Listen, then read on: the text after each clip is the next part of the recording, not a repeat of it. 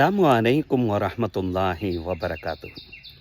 சமீபத்தில் என் நண்பர் ஃபோன் பேசினார். என்னப்பா ஊருக்கெலாம் போகலையா, விசேஷத்துக்கெலாம் போகலையா சொல்லி நான் கேட்டேன். கடையை அடைச்சிட்டு போகணும் அப்படின்னு சொன்னார்.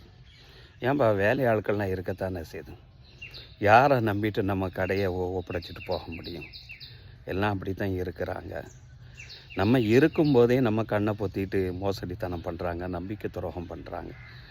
நம்ம போயிட்டோன்னு சொன்னால் கடையை விற்றுட்டு போனாலும் போயிடுவாங்க என்று சொன்ன அந்த நபர், இஸ்லாம் ஒரு தொழிலாளியினுடைய வேர்வை உலர்வதற்கு முன், அதாவது வேர்வை காய்வதற்கு முன் அவருடைய ஊதியத்தை கொடுத்து விடுங்கள் என்று சொல்லுது. நம்ம தொழிலாளிகளுக்கு என்னென்ன கடமைகளை செய்யணுமோ அத்தனை கடமைகளை நம்ம செஞ்சுக்கிட்டு தான் இருக்கிறோம்.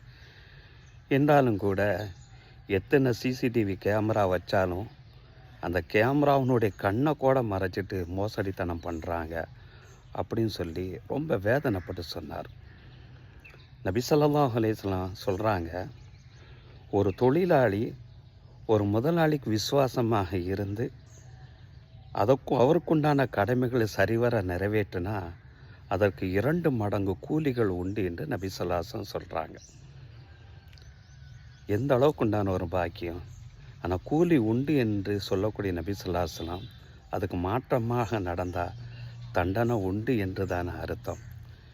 இந்த ஹதீஸ் நபி தோழர் அபி மூஸா அஷ்அரி ரலியல்லாஹு அன்ஹு அவர்கள் அறிவிப்பாங்க. சஹீஹுல் புகாரி முஸ்லிமில் பதிவு செய்யப்பட்டிருக்கும். சலாசத்துன் 3 நபர்கள் லஹும் அஜ்ரானி, அவர்களுக்கு 2 மடங்கு கூலிகள் உண்டு என்று நபி ஸல்லல்லாஹு அலைஹி வஸல்லம் அந்த ஹதீஸில் ஆரம்பிக்கிறாங்க. முதலாவது ஒரு நபர் வேதம் கொடுக்கப்பட்ட நபர். அந்த வேதம் கொடுக்கப்பட்ட அந்த நபர் அவர்களுக்கு உண்டான அந்த நபியை ஈமான் கொள்வதோடு நபி ஸல்லல்லாஹு அலைஹி வஸல்லம் அவர்களை ஈமான் கொண்டார் என்று சொன்னால் அவருக்கு 2 மடங்கு நன்மைகள். இரண்டாவது ஒரு நபர் அப்தும் மம்லூக்கன், அடிமையான ஒரு மனிதர். தற்காலத்தில் எடுத்துக்கொண்டால் ஒரு முதலாளியின் கீழ் பணி செய்யக்கூடிய ஒரு பணியாளர், ஒரு வேலையாள். இவர் இறைவனுக்கு செய்ய வேண்டிய கடமைகளை செய்வது போல தன்னுடைய முதலாளிக்குண்டான விசுவாசமாக இருந்து அவருக்குண்டான கடமைகளை செய்தால் அவருக்கும் 2 மடங்கு கூலிகள் உண்டு என்றார்கள் நபிகள் நாயகம் ஸல்லல்லாஹு அலைஹி வஸல்லம் அவர்கள்.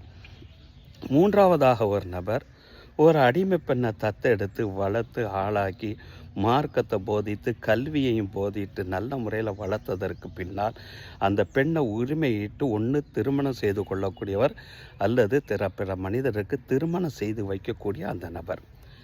இவருக்கும் 2 மடங்கு கூலிகள் உண்டு என்றார்கள் நபிகள் நாயகம் ஸல்லல்லாஹு அலைஹி வஸல்லம் அவர்கள்.